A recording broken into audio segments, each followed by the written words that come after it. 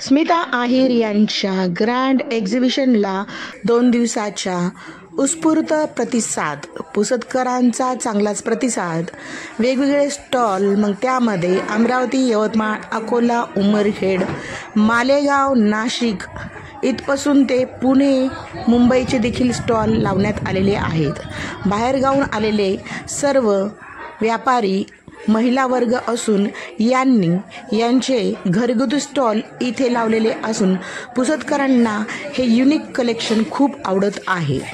मग त्यामध्ये साड्या, वेगवेगळ्या प्रकारचे ड्रेसेस, रेडीमेड ब्लाऊज, कपड्यांच्या अशा व्हरायटी असून वेगवेगळ्या प्रकारचे दागदागिने, मग ते पारंपरिक असो की फॅशनेबल असो, हिरेजडित असो की नाविन्यपूर्ण तनिष्ठ असो, असे वेगवेगळ्या प्रकारचे दागिने, काही लकी ड्रॉ तर काही युनिक असे होम अप्लायन्स, अशा वेगवेगळ्या प्रकारच्या गोष्टी आपल्याला इथं पाहायला मिळतात.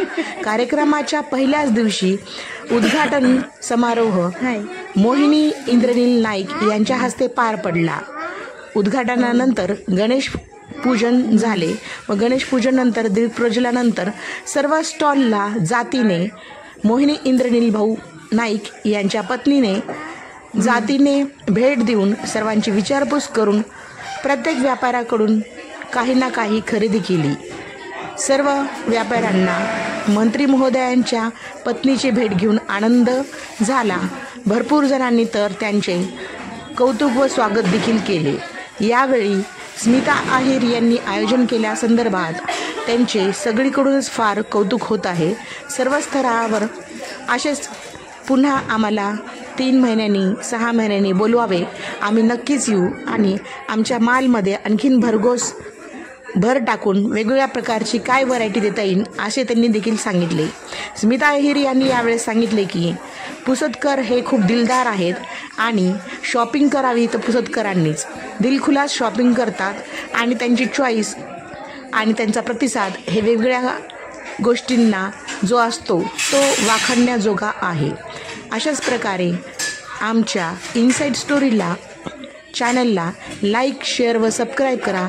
तुमच्या काही जाहिराती द्यायच्या असेल तर नक्कीच आम्हाला संपर्क करा. आम्ही आपल्या व्यापाराची, आपल्या असलेल्या व्यवसायाची व तुमच्या असलेल्या प्रत्येक कलागुणांची जाहिरात करायला नक्कीच आपल्याला साथ देऊ.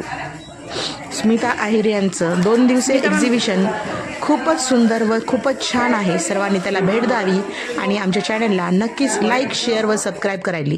धन्यवाद. मी रेश्मा शिंदे पुन्हा एकदा.